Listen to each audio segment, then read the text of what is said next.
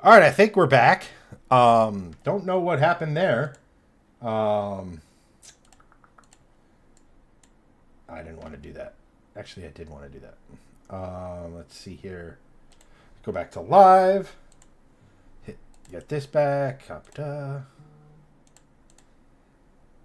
Everything's loud in my earballs because, of course, it is. Put that link there. Go back here. Refresh this.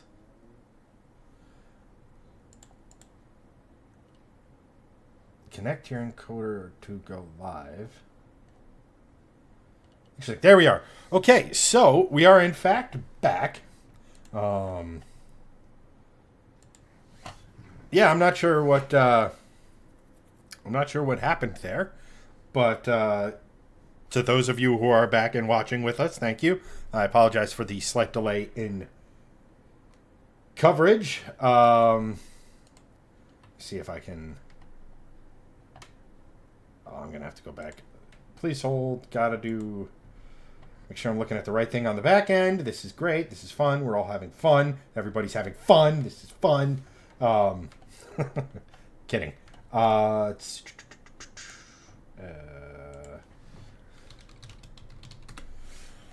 right, so I have absolutely no idea what just happened. But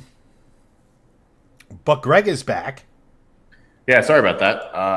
Had to go to the bathroom. Then also had family yelling at me. I'm like, what's happening? Stop that. It was doing a thing. So they were the reason the stream cut out. Got it. Wait, what? Really? Oh Yes. no! Stream crashed. Oh, nice. We're back up and running. Yay! But Well, I heard your first engine thing, and then I got yelled at. all good. Perks of family, I guess. Yes, Sean knows the company line. It's Greg's fault. I mean, it is. Sorry. But yeah, my first engine would be an EZ30. The second engine would be a God. Now I'm gonna have to remember this. The 4.2 Audi 4.2 V8. Yep. Uh, I think another the interesting. EZ30 is a perfection choice here.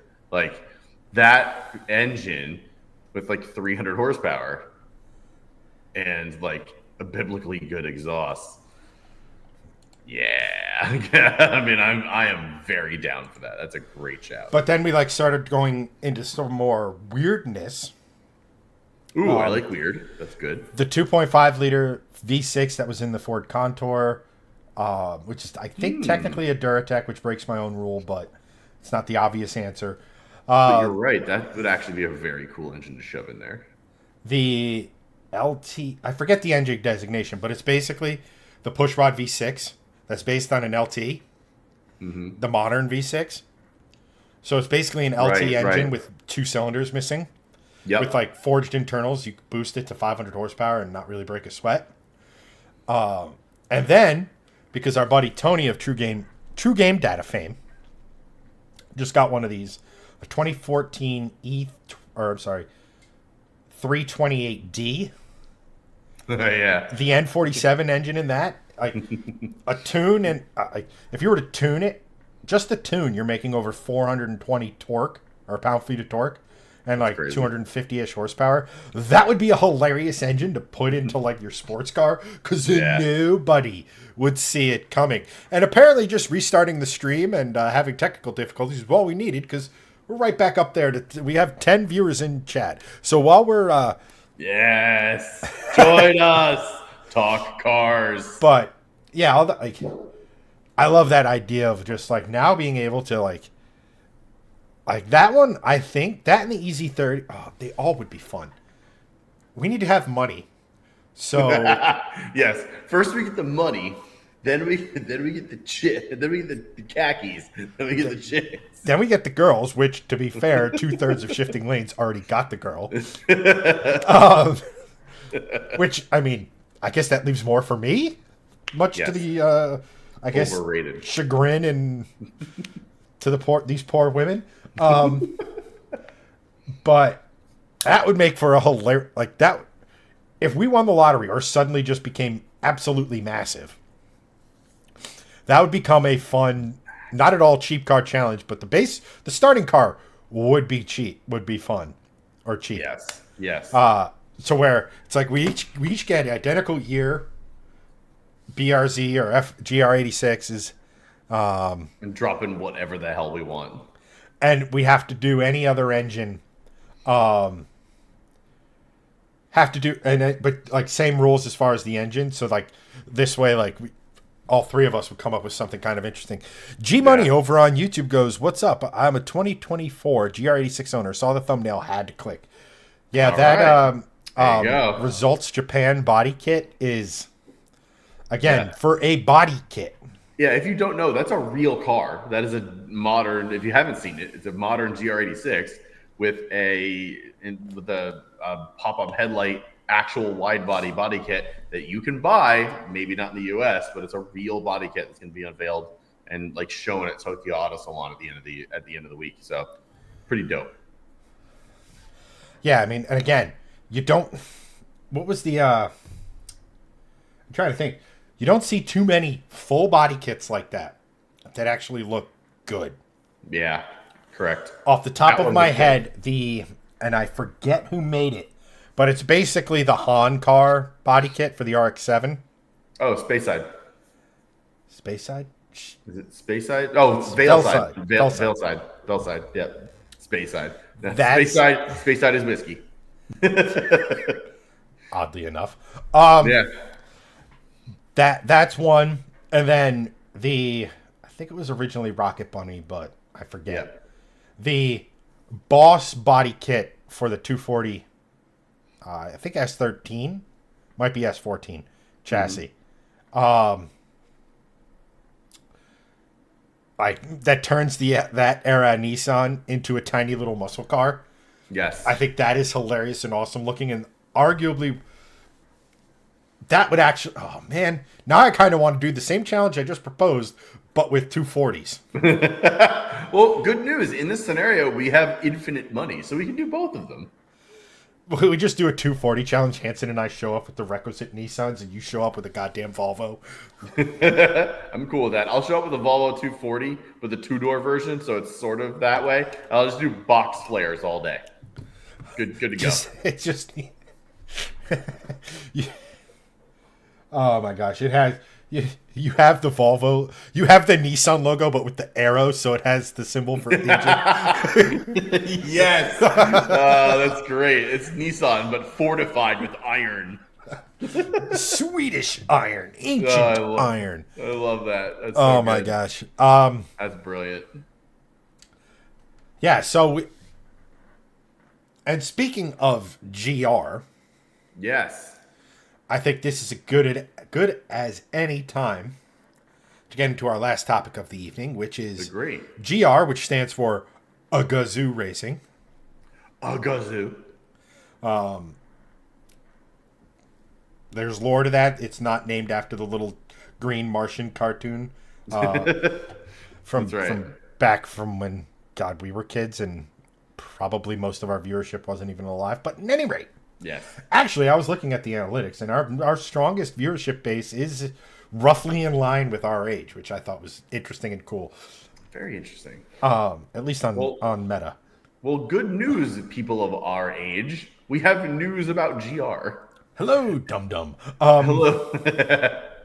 But so, do you want to go for this? Or do you want me to go for it? No, I didn't read the article. Cool. I'm hoping you educate me. So I sort of skimmed the article, but the whole thing is here. Toyota just unveiled the GR-GT. That's the big new news, right? It is beautiful. It is awesome. It's the sort of successor to the LFA, also sort of the successor to the LC500.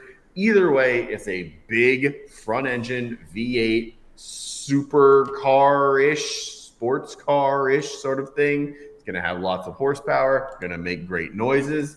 It already has made great noises. People have revved it. It's awesome. But that was sort of the soft launch for what Toyota just announced, and that's that GR, or Gazoo Racing, is actually going to be its own brand. And the GR GT sort of is the launch of that. There is no Toyota badge on that car. There's no Lexus badge on that car. It is literally the GR GT. GR is the brand. Like, they have launched this as its own brand. They've announced it now. It is now its own brand. That car has a 4-liter V8. It's probably going to produce in the 600 range, I would imagine, because it's turbocharged as well. They are now making GR a brand, and I would imagine that these cars that we've seen over the last half a decade to a decade, the GR Supra, the GR86, the GR Yaris, the GR Corolla, these are now probably going to start coming into the GR brand, and GR as a brand is going to start making its own cars in that sense of I'm not sure if it'll be called the Corolla. Maybe they'll call it something different or whatever. Maybe they'll have its own line of cars.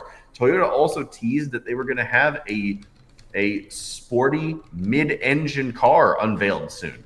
So this could be the MR2 revival, but it could be housed under the GR brand name. It could be the GR MR2, whatever. But the whole thing is that Toyota has now spun off its GR brand or its GR nameplate into its own brand, and they're keeping it a performance company, as opposed to what Volvo did, where they took Polestar and made it an EV company. I'm not trying to throw shade. Some of the Polestar cars are actually pretty cool, but as someone who owns performance Polestar, throw all of the shade. That was arguably some of the dumbest shit Volvo has ever done. I will say it was not a smart move. Just make Polestar, it something else. Racing, performance cars, the electric cars, like correct. Like, why don't Polestar Polestar had brand, like, this goes back to the conversation we had about the Charger, goes back to the conversation we had about the Prelude. This is a wild tangent because we're talking about GR because we're racing. But I need to get this off my chest. That is just something to where you had something with brand equity, i.e., I don't know, like a Charger, muscle car, turning it into an EV. Polestar, performance. Now I understand. Now the Volvoist chat will probably not like what I'm about to say here, but Volvo performance has always been slightly different than a lot of your other European luxury manufacturers' version of performance. Your car is not the ultimate version of a V60 Polestar. It is a really good version of it, a much sportier version than the base model, but it's not like, otherwise they would have put a correct size turbo on it from the factory.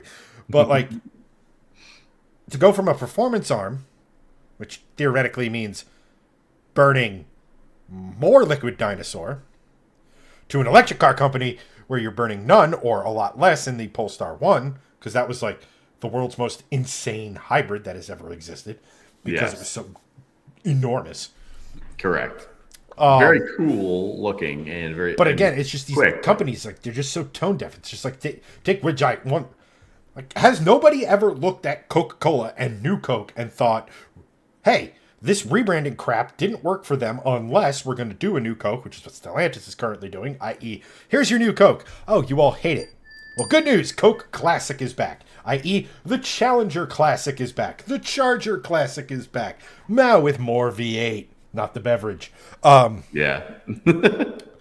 And then the GR thing, which I obviously have thoughts on, but continue telling me the details.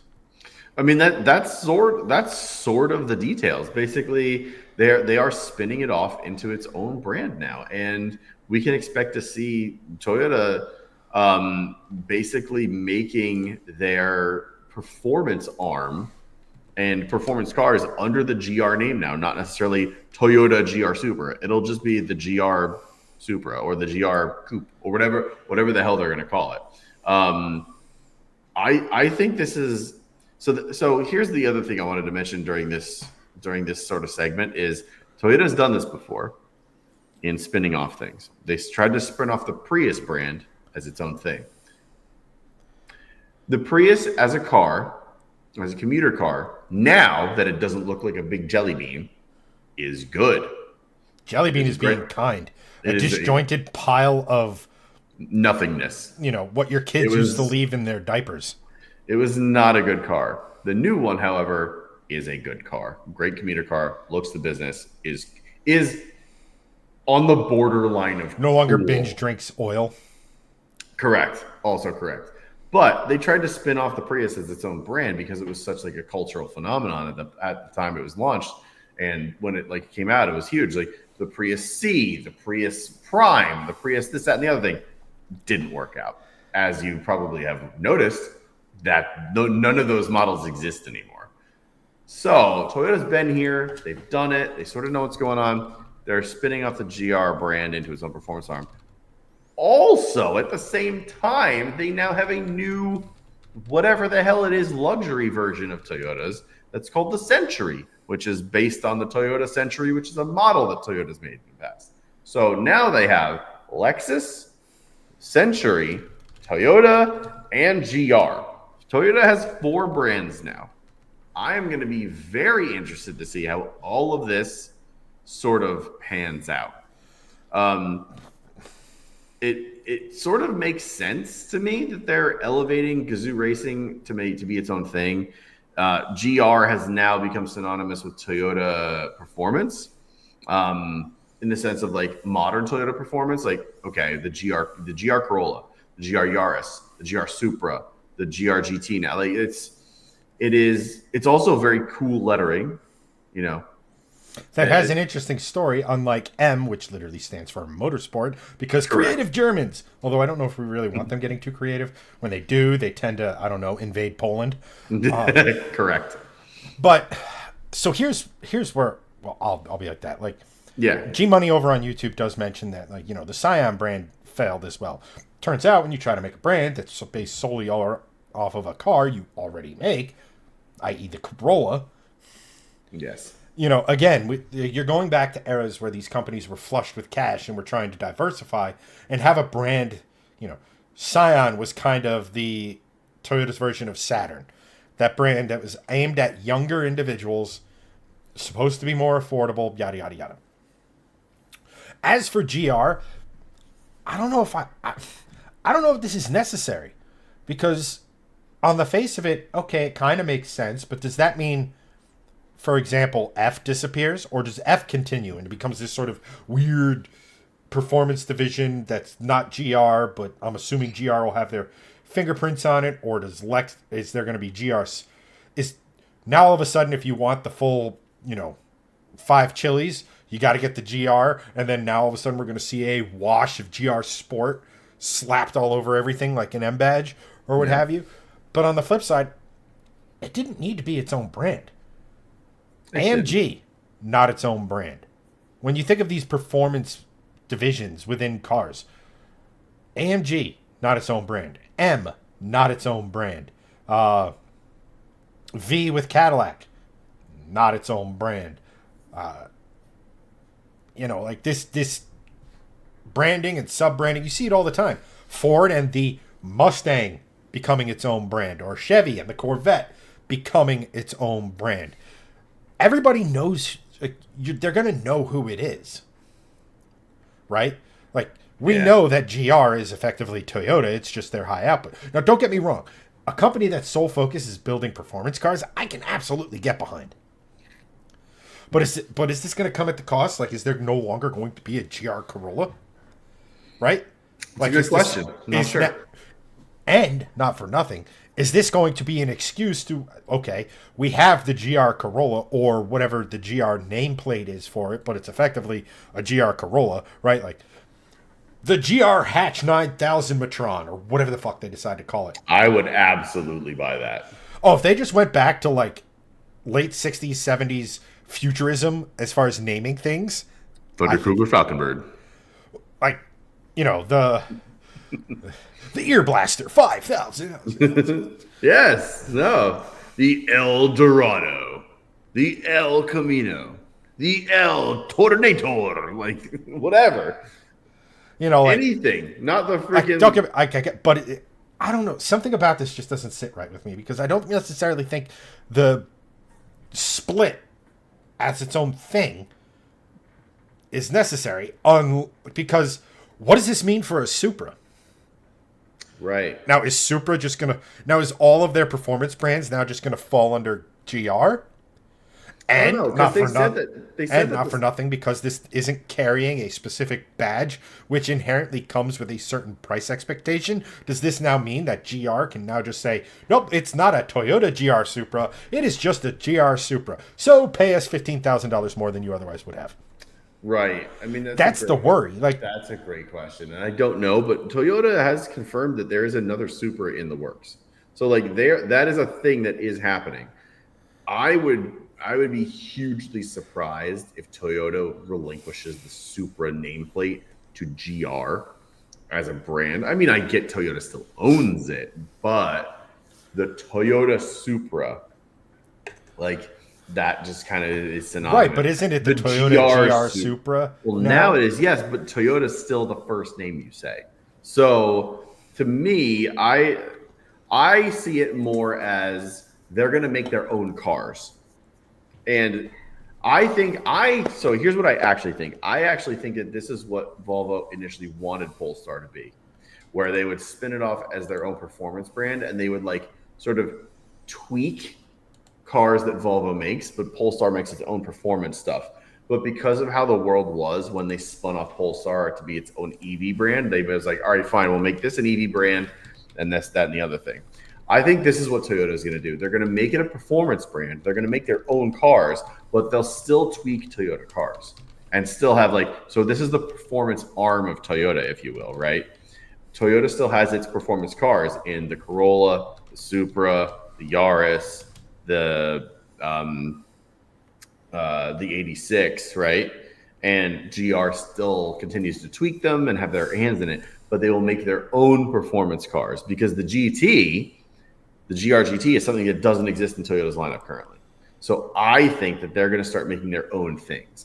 At least that's my gut feeling with this. I kind of would agree with you, but I would see as I would think the GR, you already have the Toyota GR86. Guess what? The next one is just going to be a GR, I think. And probably my hope is that it becomes a performance arm that covers you from one side of the spectrum to the other. So you have the all-conquering supercar that is GR GT. Mm-hmm. Germanic levels of name and creativity right there. Who are we? Gazoo Racing. What did we just build? A Grand Touring car. All right, GR GT. Next. German. And then from there, you'll get a Supra, which will be sort of in the middle. Then you'll have your GR86 replacement. And then I guess I don't know. I don't see the GR Corolla making it to the next, whatever you want to call it, generation of life cycle. I just don't, because that's every single hot hatch apart from, say, the Mini Cooper, and even that has waned significantly. Hasn't made it through the model switchover, right? Like the next generation. The Focus RS didn't make it, So, because after the initial appetite and after the initial, this is cool, but it just goes. Yeah, you're not wrong. You're not wrong. So I could see them sort of becoming that all things, but does this mean we're going to get a GR? The hell's GR Tundra, as a Raptor competitor? I hadn't even thought of that. That would be freaking. And what does that do? But I don't know. But on the flip side, again, not being overly nostalgic, that kind of takes a dump all over the previous Toyota performance houses, right? TRD and off-road has sort of been a thing for way longer than pretty much anything else, right? So it's I like the idea of a performance sort of window of them just sitting here and be we'll make a performance variant of that, of that, of that, of that, and having really cool, imagine an overlanding inspired 4Runner that has a GR badge to go with, a GR Tacoma. To be fair, a GR Tacoma would go so fucking hard because it's that size that nobody's doing. Yes. Like nobody's doing a pre-runner Tacoma would be friggin' fantastic. You know, but like I said, like I just don't know. I guess this is the best way to say GR is here and it's serious, as opposed to the way Hyundai did it with N and Magma. Yep. Yeah. Right? Where it was just like, we're here. Here's all of the performance things. Yes. You know, which I would argue is as effective. I mean, it certainly changed how people viewed Genesis overnight. True. Even though it was just wasn't it just, it's just a Middle East exclusive, right? It's not really like, it's not going global with that, isn't it? What's that? God, what the hell is you literally just said it and it went out of my brain. Oh, the Magma line? The Magma line, yeah. Like, well, I don't know exactly what their future is holding, but like East, when you consider it with the fact that they're going LMDH or hypercar racing in the World Endurance Championship, i.e. Le Mans. Yeah. Right? You have the Magma GT, again, just some, or GT or whatever the fuck it's called. Yeah. Right? Where people have already started speculating that that's going to be going GT3 racing and everything. Like, Magma is from all appearances, Magma appears to be to Genesis what M and AMG is to their respective brands or what have you. It's just like, look, at the end of the day, I'm interested to see where they go. We don't see companies pop up that are purely for enthusiast vehicles. Now, outside of the GT, I do not see them being able to succeed by building just their own models. They're going to have to pick and choose from the various Toyota lineups. And everything. Like I said, I don't want to sound like I'm dunking on the idea because, again, it's a brand, it's a company that's eyes on performance, i.e. eyes on enthusiasm, which I think needs to be celebrated because nobody, I mean, apart from the Hyundai divisions, nobody else is doing that. Right. Why is our signal going in and out? Signal? Sorry, back end things. Okay. You know, so technology is against us. We can wrap. No, there's a couple of things I wanted to kind of touch on. Let's see here. Sean has an unhinged idea. Shocking. TRD even has its own version of Toyota models in the 90s. Yeah. Like the Supra, TRD 3000, Celica, GT, blah, blah, blah. Yeah, I get all of that. You know, the IS300 has a TRD front bumper that you could have gotten from Toyota if you lived in Japan for the Altezza. But at any rate, it's just, I'm like, Lexus has all this equity built into F. What the hell's F going to be? Not that F has really done anything since the IS500. Does that mean F is going away? Not that they have the heritage and the brand prestige that all of that stuff. But I mean, man, like, I don't. It's a good thing. It's objectively a good thing, but something about it just feels, I don't know. Wait and see is, I guess, the best way I could say about this. Yeah. And then we've already hit Alaska, and now we're hitting Australia. David Hodges goes, "Good evening from Melbourne, Australia. Temperature here is 86 Fahrenheit." I don't know if you can see the screen right now. Yeah, it's not here. It's cold. It went up to 38 today. Yes. All good. Just jokes. I don't need angry Australians storming the castle, so to speak. We enjoy busting all of the balls. Yes. David continues, goes, "Could it be that Toyota is bringing a new supercar because they're running in supercars here in Australia and they want to flog it as much as they can?" Well, that was also another thing. Not to get, it's still Toyota, so we're on topic. Squirrel diversion, but still on topic. Squirrel. I mean, that was one of the things that made no sense to me about the Supra being in V8 supercars, but I'm here for it because, I mean, number one, take all the political stuff and the back end stuff and what the supercars management is trying to do to the sport. To To me, a pushrod V8 Camaro, a 5.4 liter Coyote powered Mustang, and a 5.2 liter powered 2UR Supra. I'm excited. This is the most I've been interested in V8 supercars in a long time, if not ever. Engine diversity, I love it.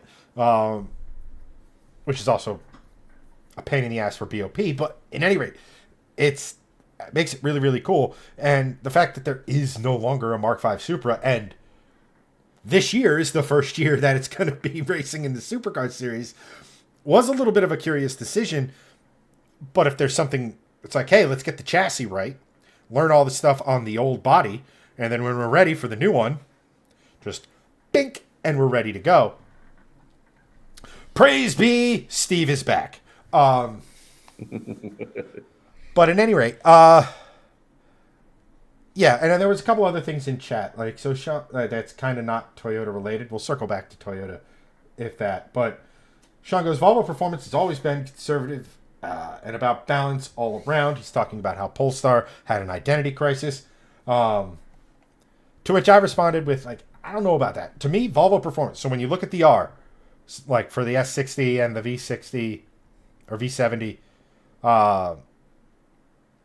back in the P2 era, right? Those were not M3 killers.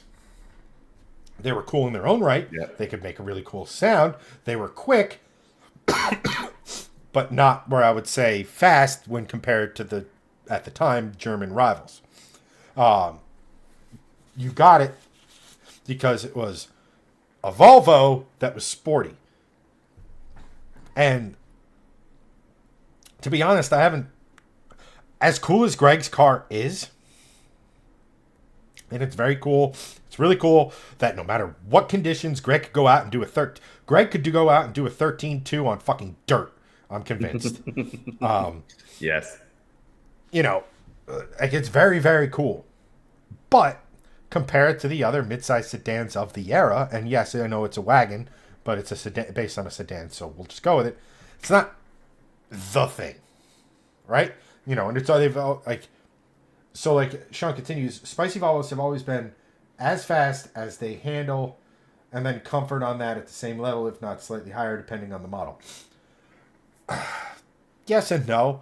I mean, I would always say that Volvo has nailed the fast in a real-world scenario. Yes. But not the fastest thing.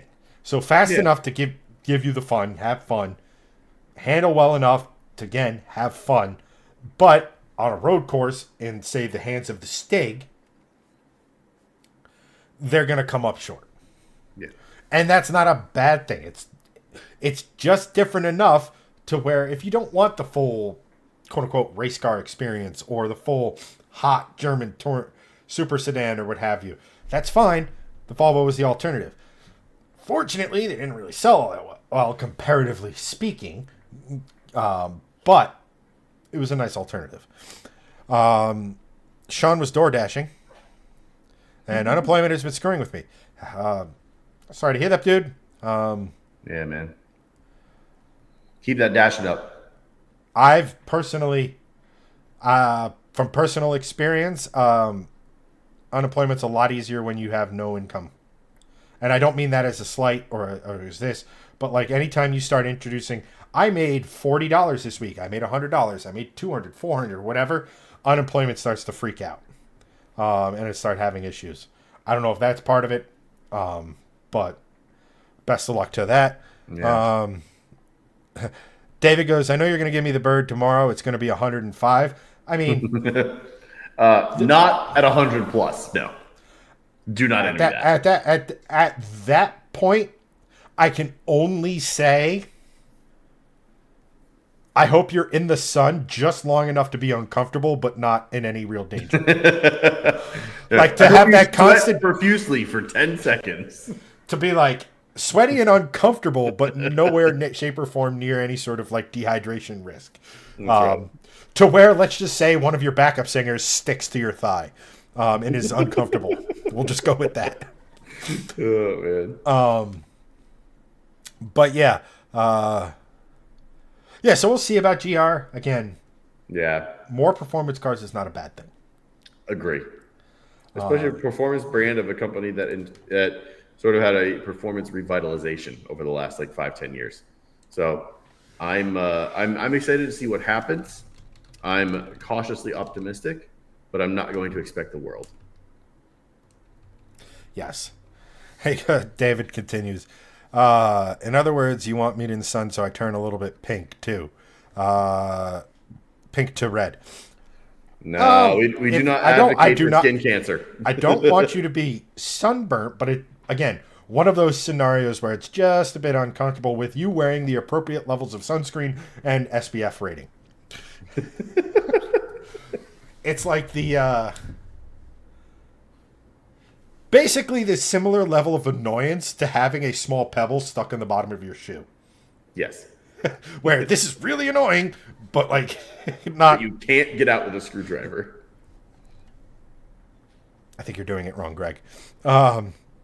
Steve's going to put a lot of mileage on my car. That's another. In there. Yeah, that's another part of it. And let's move forward. I think I've said enough. Yes, and Greg, what's our next topic? No, I'm kidding. No, that's it. That was it. I have no more topics.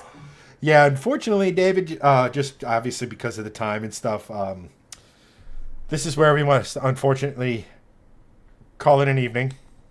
Appreciate everyone for watching, everyone who chatted. One of these days we'll do a later show just so we can have a little bit more Australian involvement. For sure. Just because we know a lot of you guys have supported the channel, and we really appreciate that. And like to give a little bit back. Oh, that reminds me, I have an idea. That is of no bearing to this show. But now, unfortunately, our last show was on Friday, and it is now Wednesday. So we've only had 4 days between shows, which means the DiMaggio-like streak of Greg being unprepared. I am prepared this time. Is he? So, Greg. Am. Yes. On our way out, hit the viewers with your dad advice of the week. Yes. Dad advice of the week. When you are in a position of teaching, it's good to be a teacher, but it's also good to remember that you should be a playmate too. And this is specifically when you're talking about kids, right? So if you have kids, you're trying to teach your kids to be good humans, right? Teach them to be kind, teach them to learn cool stuff, be smart, don't screw up. But you also want to play with them too. It's not all about being serious. Now, you can't be serious all the time. And then the same goes with cars. You can't be serious all the time. You got to have a little fun. It's not just a commuter. Go out, have a little fun with it. Don't speed, don't be illegal, but maybe you want to take your little hatchback to track day. Be a teacher, but also be a playmate. And I think that's a good mantra for life. When you want to be serious when you need to be. You want to teach when it's appropriate, but have a little fun. Be a playmate. Get rough and tumble sometimes. It's healthy. It's good for you. Do that. Muted. Stop doing that. It's either that or people are going to hear me furiously typing. It's fine. At any rate, those are some wise words from the Shifting Lanes dad. But again, thank you to everyone for tuning in. We'll be back next week, barring anything unforeseen, which I will try to do a better job of announcing the show schedule, because on the last few weeks I have been dog shit at that. And frankly, that's unacceptable for everyone. It's not like it's been the holidays or anything. It's been a little weird the last month. True, but a little communication goes a long way.